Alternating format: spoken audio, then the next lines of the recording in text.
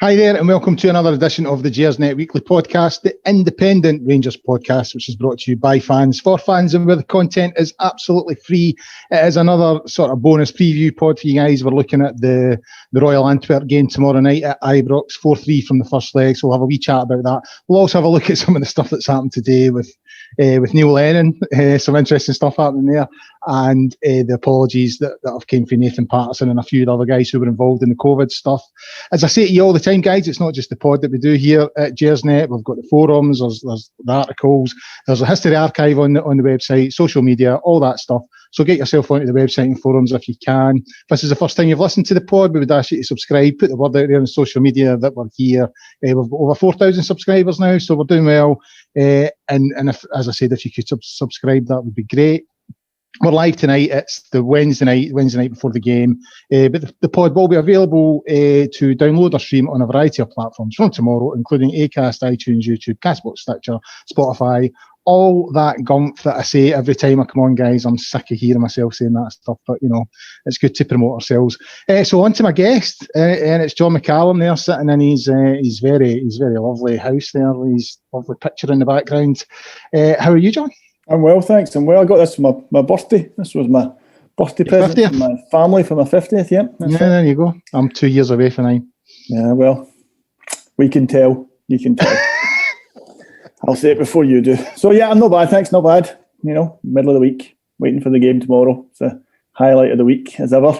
It always is. You been busy? No. No? Shocking. No, I'll be busy at work, but yeah, it's all a bit strange. I walk the dog, and that's the highlight of the day until the football comes along. Yeah, it's getting a bit like that. Although I must admit, the last week or so when I've been out for my run, I've noticed it's been a wee bit lighter, and that's sort of lightened the mood a wee bit as well. You know, you think, oh, maybe we are coming out this sort of January. The feeling of spring is in the air, Colin, isn't it? Definitely. It feels like the daft's only far away, John. I know you like your flowers and all that. Got a daffodil just about to burst into bloom in the bottom of my garden. Yeah, you can take the pod in that direction if you want. Not sure you're going to keep those 4,000 subscribers, but it's up to you. I'm sure there's some gardeners within those 4,000 subscribers, John. You know what I mean? There's loads of middle-aged farts like me and you who would probably be quite interested in chatting about the dafts. Let's talk about compost. Anyway, so as I said at the start, I thought we'd look at a couple of issues that came out today before we looked at tomorrow night's game. So, I mean, the main one that's sort of the big breaking news this morning, and it's not Rangers related, well, not directly anyway, is the news from across the road that Mr. Lennon is no more at Celtic. He is gone. So we are talking about compost. We are, well, or manure, whatever you want to call it. He's resigned, and he's no longer Celtic manager. And, you know, there was a bit of laughing and hilarity. I'm a wee bit annoyed, to be honest with you, because I wanted him there when we lifted it. But what's your take on all the shenanigans over the road? Yeah.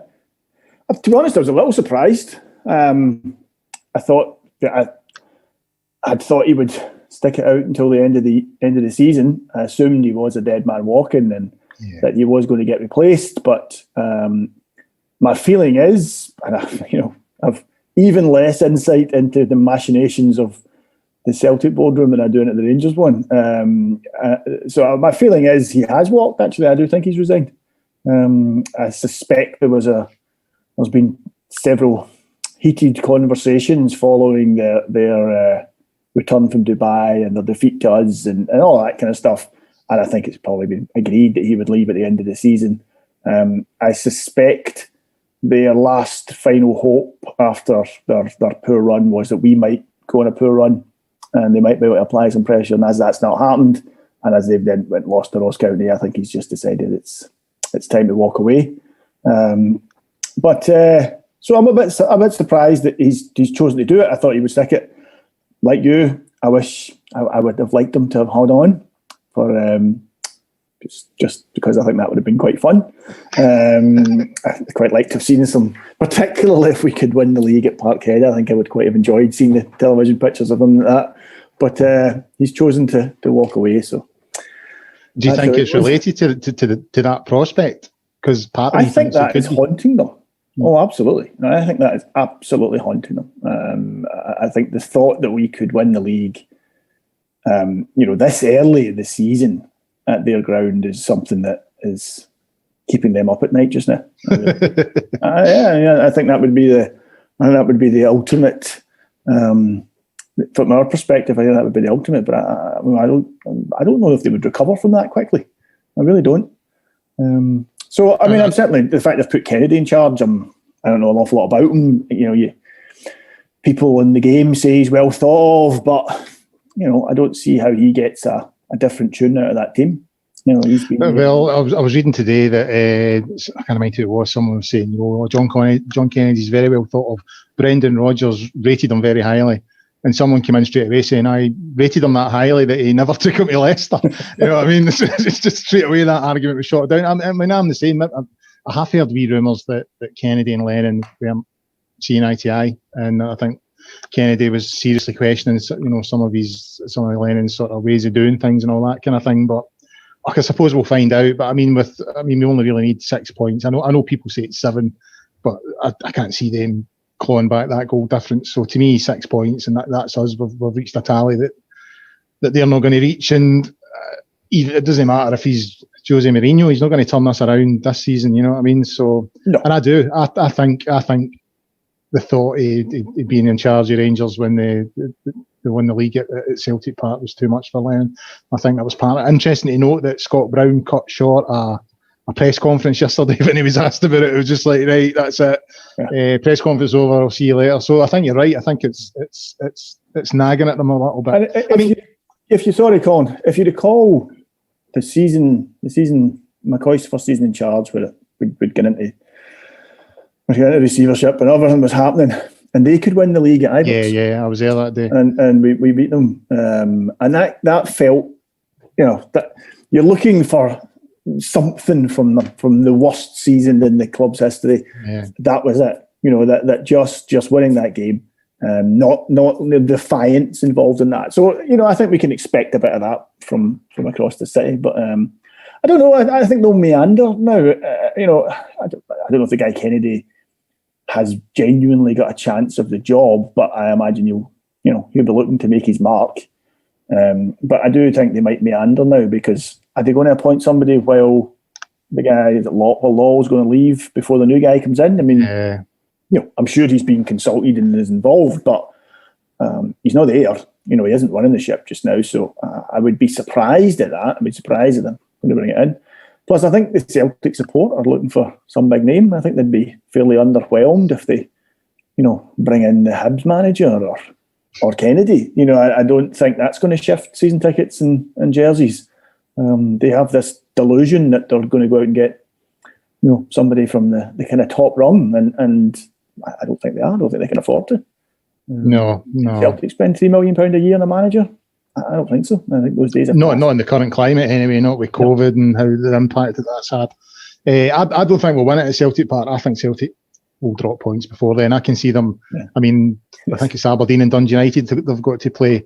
Can't see Aberdeen doing anything against them, but no. I could see Dundee United taking at least a point off them. So here's my prediction. I think we'll go to Celtic Park as champions. Yeah. Here's my prediction on Lennon: Aberdeen manager this time next year. Don't. I want rid of him. The guy's poison. I tell you, go somewhere else. I don't think he's getting a job in England. I don't think he's going to. But I could see him. I could see McInnes leaving Aberdeen at some point, and I think Lennon will be favourite for that. No, well, we've heard it here first. John's prediction on the next Aberdeen manager. Get your money somewhere else. You could like them even less. Now, before we move on, I felt it was important, because the whole narrative today, and I heard a lot of people, I wasn't listening, I don't really listen to Talk Sport, to be honest with you. I heard a lot of people complaining this morning that Trevor Sinclair was on, giving it Rangers are only winning the league because Celtic have been so bad. And that narrative does seem to be gathering a bit of pace, that Celtic have imploded and sort of handed us the title. And I think that's unfair. I think Rangers have been exceptional this season. We're already, Celtic, when they were sort of handed or awarded the title last season, they were on 80 points in March. We're on 82, a month before that. So I don't think anyone can say that we've not been at the required standard to sort of win a title. And we're on course to match Brendan Rodgers' team, that invincible team, the 106 points that they got. If we win all our games, I'm not saying that's what we're going to do, but we've got an opportunity to equal that. So I think Rangers have performed at a very, very high standard this season. And I think this sort of narrative that the only reason we're winning the league is because Celtic are so shite is very unfair and needs to be challenged. And Steven Gerrard, Michael Beale, Gary McAllister, all the players, all the background staff deserve a huge amount of credit for what they've done this season, because they have. And if anyone wants to sort of challenge that, then you only have to look at the sort of form in the Europa League as well. We've been excellent in that as well. So although it's been a good laugh this season, Celtic have had a couple of horsings in Europe and the Ross County thing, and all that kind of stuff. I think it's important to stress that that's not the sole reason that Rangers are where they are. Rangers have performed at an absolutely elite standard this season, and it needs to be recognised that any title win is through merit and not through someone else's failings. Colin, it's not even a debate. I didn't hear TalkSport either this morning, so I didn't hear that particular interview. I would give it no credence at all. For all we're mocking Celtic, they've only lost 4 games in the league this season. It's not a lot. It's a lot when you compare them to us, who've lost none. That's exceptional. Celtic, it is not unexpected for a team to win the Scottish League losing 4 games. So is it only 2? Is it no draws that have killed them, John? Is it no? They've had 7 draws. They've had 7 draws and 4 losses, right? But 4? Is it as many as 4? 4. Well, of course, because we beat them twice. Lost us twice. Yeah. Ross County the other night, and was it Livingston? St Mam. You're right. 4. So they've lost 4 games. So that's not a lot. So this idea that Celtic have imploded is all relative. They, like you say, they got horsed in Europe, and I think that's added to this. And then obviously losing to Ross County in the Cup. But they haven't imploded in the league. They just haven't played to the same levels that we have. When they're comfortably ahead of Hibs in 3rd. And you're absolutely right. So far this season, our levels of consistency have been astonishing. And the thing that I think we do need to bear in mind is we've done that in the strangest season ever. We've done that. Rangers are used to running out to having 50,000 people cheering them on. Rangers are used to going to pretty much every ground in Scotland, with the exception of Parkhead, maybe Pittodrie. But every other ground in Scotland Rangers go to, we have got a sizable away support in there. Yeah. And our away support is good. Our away support gets behind the team. Our away support supports the team. We've not had any of that. Now, our club is used to that. I don't care what anyone says. That does give us an advantage. We've not had that this season. And we have still been able to keep focused, and B, keep those levels. And, I think we will get credit for that. I think just until the league is actually won, I think people will be just keeping their powder dry on that. But I do believe that, if we win the league, and I still say if, because I can't bring myself to say when. I can. When. Then I think the record books will show just how good a Rangers side this is. And as you say yourself, you only have to look at the performances in Europe to have that underlined. And the great thing, and we and I have talked about this before, the great thing is the Rangers have improved every season. This has been a gradual improvement each season. Yeah. So this hasn't come out of the blue. This is gradually we've got better and better, and that's continuous fantastic. Improvement. I believe that's the corporate wording for it, is it not, John? Well, continuous improvement. You could be right, it's what everybody is striving for, and it's great. And I actually think it wouldn't have mattered if Celtic had actually managed to maintain decent form this season. We'd still be top of that league. We might not be, as many points ahead as we are just now, but we'd still be top of that league. Yeah, I agree, and I do. I just feel the players, and Gerrard and all his backroom staff deserve to be recognised for that, because I do feel recently, because it's become such a circus over the road, that's where the focus is, and there's all this talk of them imploding, and that's why we are where we are, and I think that needs challenge. Yeah, there is a part of that is true in terms of they have been a bit of a freak show and a circus show this year, but as you say, even if they'd been performing at their top sort of best, I think we'd still be top. I mean, it's all right for us to laugh at them and things. It is, and I will laugh at them, John. Absolutely. The results in Europe have been really, really poor. And the problem they've got is it's in comparison to ours, which have been really, really good. Good. Yeah. But they're not doing... as I said, they've lost 4 league games. Their managers walked for 4 league games. I mean, their reaction to all of this... I know Rangers fans have spoken about this a lot. They had got themselves so focused on winning 10, that they'd convinced themselves they'd done it already. And I think it's the fact that A, they didn't see us coming, and B, they've not been able to step up when they needed to. And I actually think this is a massive overreaction. I think that some of the criticism Lennon's got from his own support is just ridiculous. I don't think Lennon's a particularly great manager, but the way they turned on him, it's quite something. Whatever you think of him, he's a club legend for them. The way they turned on him and how quickly they turned on him. Yeah. So I think the next manager will have taken note of that. The thing I find funny about all of this, John, is we've been saying to them for 20 years that the guy's a prick, and now they know. It took them a long time, and it was a hard way they learned the lesson, but now they know. Moving on to something else that was revealed today, or sort of announced by the club, the 3 players, or 3 of the players involved in the sort of COVID thing, Nathan Patterson, Zungu, and Calvin Bassey, have all apologised. Now, I believe their apology was broadcast on Rangers TV, so obviously I never got to see it. But we won't go there. But I sort of read up in some of the stuff they said. And I saw a quick clip of Patterson on Twitter. Someone had put a wee bit of the clip on Twitter. And he did, the boy, to be fair to him, he looked fairly cut up about the whole thing. And I was just sort of looking to sort of gauge your opinion on, there's been a wee bit of time when it all happened, and I mean, because there was so much at stake, in terms of we're so close to the league, and almost, a couple of days later, Tav gets injured and all that kind of a thing. The initial reaction was one of, like, the 5 of them shouldn't play again. Are we now? Do you think this is a deliberate ploy by the club? The apology to sort of try and smooth the way for not all of them.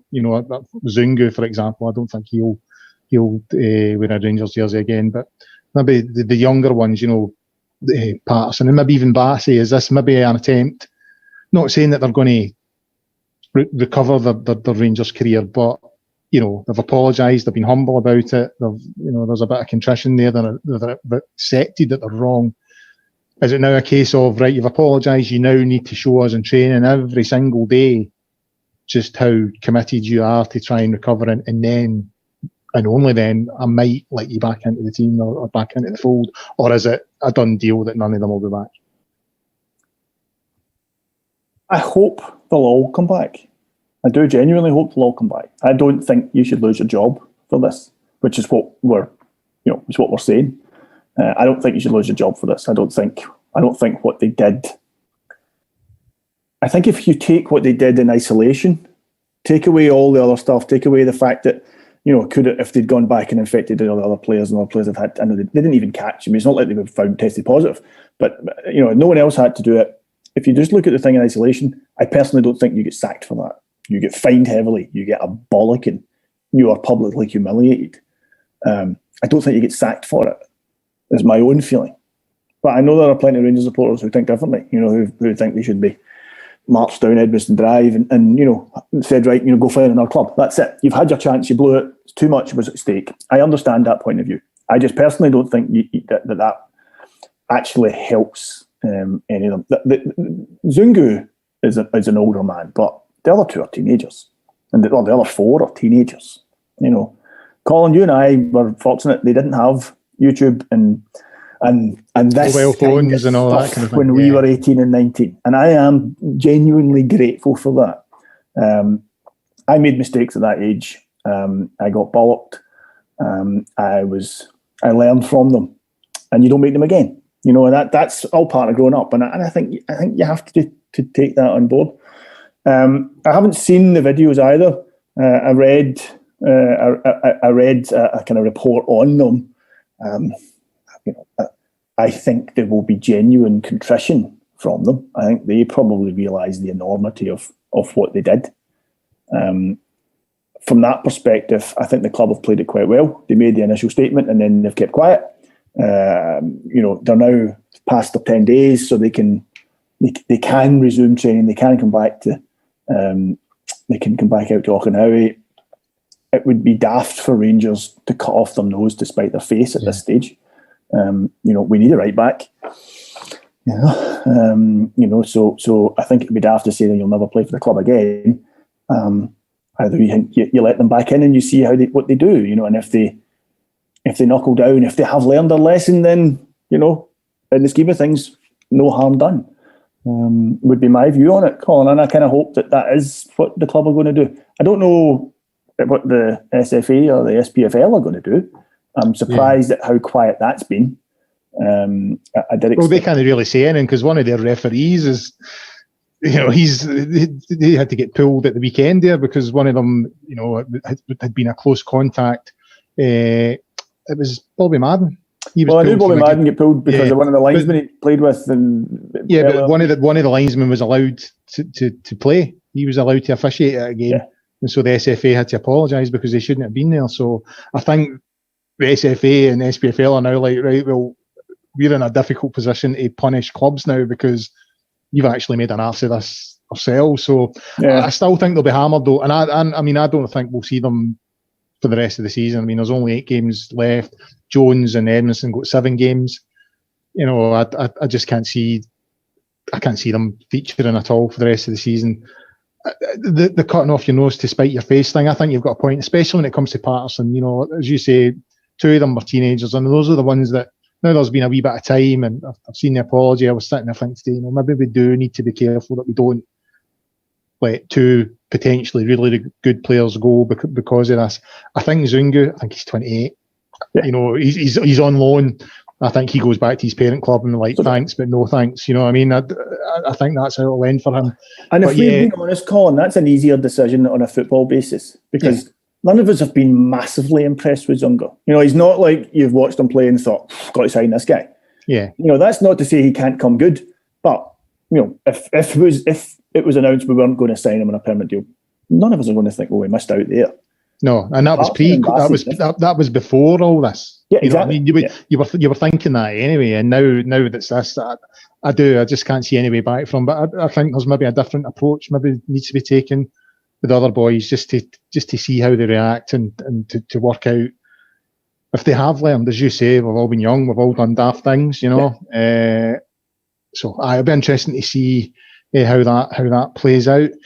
John, before we go into the cover the game for tomorrow, I need to do my contractual obligations. So if you want to the opportunity to win a share of £1,000 and you play the new Rangers Pick'ems game, Rangers Picks, which is available for every Rangers match, get yourself onto www.rangerspicks.com. You complete a series of questions relating to the game, obviously the game tomorrow against Antwerp. It also gives you wee hints and tips in terms of, how many, it'll ask you something like how many corners will Rangers get, and it'll tell you how many we got in the last game, stuff like that. So it gives you a wee guide to come to your answer. If you get enough of those questions right, then you'll win a share of £1,000. And the more people that play, the more money the club gets. So get on to that if you fancy that. Remember, guys, you've got to be over 18 to play. Terms and conditions apply. And as always with these things, please play responsibly. Now, John, on to tomorrow night's game. Now, before we really touch on it, I mean, last week it was just madness. 4-3, just an absolute. Only just got over it. The heart's just come back down from its elevated state. It's the first game I can honestly say I've watched through lockdown where I completely forgot. I think I said this last week. No crowd. I was just so absorbed in the game. I think pretty much every game you always feel it's just a wee bit different. You hear the players' shouts, and when there's a goal, the background noise tends to come in like 2 or 3 seconds after the goal's been scored, and it feels a bit false. Didn't feel any of that last week. It just, especially the last sort of 20 minutes, it was just so topsy-turvy and end-to-end and goals flying in everywhere that I just totally forgot that it was a game in lockdown. Yeah, that's the biggest compliment you can pay it. It was a bonkers match. My heart couldn't take another game like that. I hope tomorrow's a nothing each draw. The most boring game of football I've ever seen. What a fantastic... obviously, we weren't neutrals. So, I was just buzzing after it. I couldn't get over what I'd seen and how it all played out. But I imagine in neutral watching that, I thought, what entertainment. Yeah. It's kind of similar to Braga in that sense, I thought. Yeah. Braga was like that, when we were 2-0 down, came back and won 3-2. A wee bit similar feeling to that, I felt. I mean, when I went into work the following day after Braga, you were walking in like, whoa, big swagger and all that, just looking at all the Celtic fans in the office, you know what I mean? And obviously I couldn't walk into the office last Friday, but I did wake up like, wow, that was superb. Still buzzing, you know what I mean? Absolutely. And I would take, as long as we go through, I would take the same tomorrow, via adrenaline rush. Nothing wrong with that. In terms of the injury situation, John, Tav, Ruth, Ryan Jack still out. Steven Gerrard confirmed today that Tav's situation is not as bad as we first feared. They're talking about 3 weeks. Ruth's about the same. Ryan Jack hasn't pulled anything. Apparently he's got a bleed on the muscle, so they expect him back in 2 weeks. So, positive news, especially on Tav. I think we all feared the worst when he went off last week, because he's not the type of player to go off.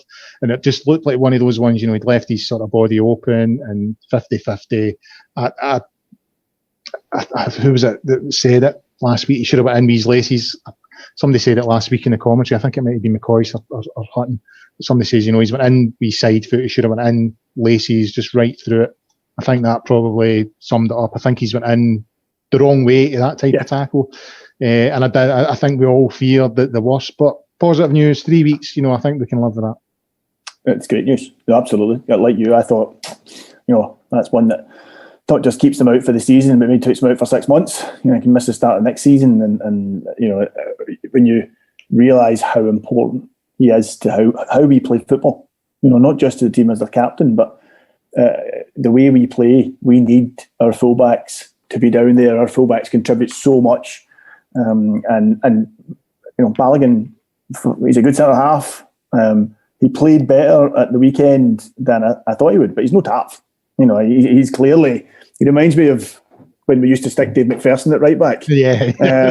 Did his best, did his best. We did the same with Broadfoot for a while. Broadfoot get played as a fullback a few times as well. Did Bolly not get stuck out there at one stage as well? Might have done. He might have done. I'm sure he was at right back at one stage. When we got put out by AEK Athens, I'm sure Walter stuck him out at right back. It's a Rangers thing, isn't it? You take a centre half and stick him out at right back. And from a tactical point of view, obviously then you've got another tall player, you've got, it helps you at set pieces, this type of thing, but it does take so much away from us. Yeah. I think Balogun actually did better than I expected at the weekend, but we lose something by not having a natural right back there and not having one as good as Tav is. So I'm really pleased. I hope it's true. These kind of injuries are notorious. Until he actually starts running on it and turning and twisting, he won't really know. But yeah, fingers crossed that could be potentially great news. If nothing else, you want him to be there when that trophy's handed out. Yeah, he deserves that. He's been with us since we were in the Championship.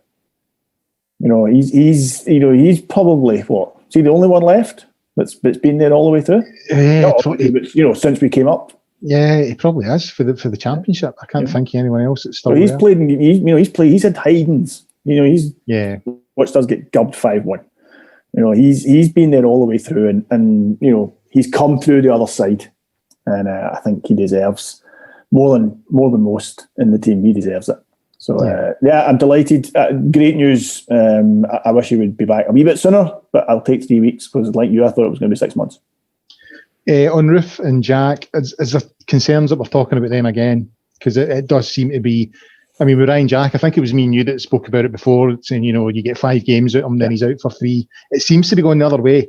It seems that you get 3 games out of him, and then he's out for 5. It seems to be that the amount of games you get out of him is coming down, and the period that he's out for is stretching out to be a bit longer.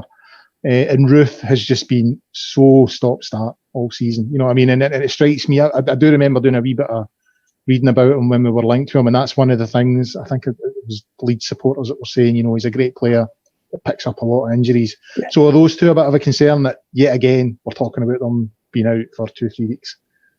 I think Jack's been like that since we signed him.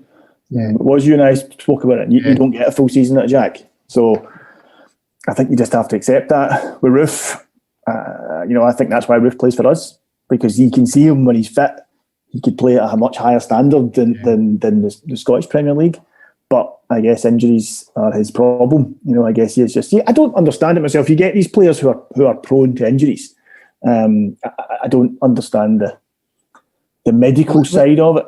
Well, it seems to be the two of them, it's their calves. It seems to just be the same injury reoccurring constantly. And I don't know if you can do anything for that. It's obviously something that's wrong in that physiological. Yeah. And I don't know if I think it's just a case of whether you think it's worth living with, or you look to maybe move them on. I'm not saying we should be moving them on, but I'm talking in general. But it does concern me that it just seems to be stop, start all the time with them. It's a bit of concern. Yeah, no, I agree. I certainly wouldn't be for selling either of them on the back of that. But like you, kind of come to accept it with the two of them. I don't know enough about it medically. I don't know if there's if they just need 3 months off and the calves just need to heal properly, and then or whether it's something else, a physio thing they need to do, or I really don't know. I'm not the guy to give you any medical advice. Trust me. I've always found that deep heat does the job. You know what I mean? Deep heat. Honestly, just play through it, son. You'll be fine. Just play through it. Yeah, big Jesse. I find it that it's. I've came to the conclusion that players at a professional level are so fit now, they're so finely tuned, that it's these wee things that cause problems. The wee kind of niggles. I think maybe 20, 30 years ago, they maybe wouldn't have had the same issues, because I don't see it at a lower level, if you know what I mean. I don't see players going in and out the team all the time. When I played amateur, I never seen that. When I go and watch junior, I don't hear, that's his calf again, he's got a wee bleed in the muscle. They just play on. And I just wonder if it's such a peak level of fitness that, they do just feel the slightest wee twinge and that's it. They can't push it because it could lead to, bigger problems down the line. Yeah, I think at that level they are trained, they're like racehorses. They are taken right to the line. And the way we play football as well, and particularly with Jack, but Roof as well, they cover some distance. Yeah. And it's explosive. It's close them down as quickly as you can. And that will put a strain in your body. There's no doubt about it. It's not great. I don't know what you do about it. It's good that it's not long term. And what's nice is when they come back, you hope that, maybe the league games we're playing by that point perhaps no longer have as much riding on them. So maybe they can get a rest. Maybe they can be said, right, you know what, go home, go put your feet up for 2 months. Or alternatively, you know what, we're not playing games, but here's a training programme, whatever it is, the club will be looking into that. We could just save them for a campaign, but save them for European games, for the Europa League final. You know what I mean? Because that's on. Do we know? What's that? Do we know where the Europa League final is? No, but someone did tell me that the Super Cup. Is it Gdansk? Is it Gdansk? I think is it? I don't know. Gdansk, aye. But someone told me the finals in Belfast. Belfast, aye. So that's on. That'll be interesting if we get there. Right. Steven Gerrard again today, John, talking about in terms of tomorrow's game, he was sort of saying that he wants the team to have a constant threat going forward. However, we need to tidy up defensively, which I think he has a point. Now, I think you can take the penalty last week out of the equation because that was a nonsense. But the 2 goals we conceded were pretty bad, and they could have scored more. There was a couple of shaky moments at other points in the game. So, I mean, I know we've got 4 away goals. We're in the lead. It's looking good in terms of progression. But, I mean, the job's not done yet. So, is he right? Do we need to just tweak a couple of things and make sure we can still, provide a threat going forward, but make sure that we're a bit more solid at the back? Yeah, definitely. I mean, last week was, I don't know, it was a strange defensive performance from Rangers. It was not what we've been used to. We conceded 3 against St Mirren in another bizarre match. And then those 3, and like you say, could have been 4. And that time he was clean through. If that game had finished 8-7, you couldn't have complained about it. So we definitely need to tighten up. We're playing against a better team, than we play against most weeks. And these guys are if Antwerp played in Scotland, they'd be second. Let's be frank. they're a better team than we're playing most weeks. They have better players than most Scottish teams do. So I think we do need to bear that in mind. But no, we need to tighten up. Could we lose by 2 goals tomorrow night? Of course we could. Antwerp are no dummies, and if we go in with the wrong frame of mind, we could. But we shouldn't, because we're a better team than them. I think we proved that last week, and I think we've proved that through the season. If our focus is right, Colin, if we keep our mind on the job and don't let it wander off, then we should win. And we should not just win the tie, but win the match. I think Antwerp they've got to come and dictate the game. And that that doesn't sit well with Rangers. Rangers like to have the ball. This isn't Walter Smith's days. This isn't sit and try and hit somebody in the break. That's not how this Rangers team plays. This Rangers team wants the ball and wants to keep the ball and make Antwerp work to get it. So be interesting to see. We'll miss Jack. I think Jack, when you need a stronger defensive performance, I think Jack's a player you want in your team for that. Yeah, so he does. He provides a bit of protection for the back four. Absolutely. On Antwerp, final point before we wrap up tonight, John. They obviously had a few players missing last week, and a few of them are coming back. One that's been mentioned, I was reading a few things today about him, is Didier Lamkelzee, who's he's been touted as some sort of master in the dark arts. I think he was the player who tried to force a move from Antwerp by wearing an Anderlecht shirt to train. Oh, was that him? He's a bit no right in heed, right? But I was reading today that he's someone who could be wound up. So if you practice the dark arts yourself, it can react. But also he has a bit of a threat and worth the watching. So with the likes of him and probably a couple others coming back in again, do we need to be focused and just absolutely make sure we get through this time? Yeah, I mean, I don't know much about him. I read his stats before the game. He's not prolific. He's not a guy who scores. He's not a 30 goals a season guy. I think he's scored 4 goals this season in 12 matches. So he's not prolific, but he's a big boy, and they're a big team. That was one thing about them, was they're a tall team. They're a dangerous team for us from that perspective, and he's another big lad. So he'll bring that. I suspect he came through the Lille Academy. So, I dare say he can play football. I dare say he's got a nice touch. And I get the feeling that's his job, is to kind of be the fulcrum of their attack, that it all goes through him. And he's the boy that holds the ball up. He's the boy that knocks it off. He's the boy that brings the other players in. So we'll see. I don't know a great deal about him. They've players last week who could cause us problems in it. I see their goalie went off again at the weekend. Mm-hmm. They won at the weekend, but their keeper went off again, which is possibly why they won. He was a bit of a laugh. The only thing worse than the keeper in that game was the ref. So I think we got a new ref as well, thankfully. So it was you pointed out before that who the ref is. So I had a wee look at him. So far he's not sent anybody off, but he likes a booking. Right. And we look at his stats as well. So I'm not even going to pretend that this is stuff I know. It's not. I just had looked it up, and he averages 5 bookings a match, which feels quite high to me. But he averages 5 bookings a match, and he does quite a bit of kind of Europa League stuff. He's that kind of level of ref, which isn't great. Let's be honest. Not if last week's saying it to go. No. That's what I mean. Is the entertainment value going to go down tomorrow then, because we've got a different ref? I don't know. I love the Europa League. And I know the Champions League's where it's meant to be, and I know that's where the money is, and that's where the big teams are. I love the Europa League. Yeah. The Europa League is entertaining. The Europa League, what I like about the Europa League is at the start of the Europa League, once you get past the kind of, the kind of first, once you get group stages, half the teams in it can win it. But it's normally Seville that win it, though, isn't it? You know what I mean? But the point is, you have a realistic. About half the teams can say we have a realistic chance of getting to the final list.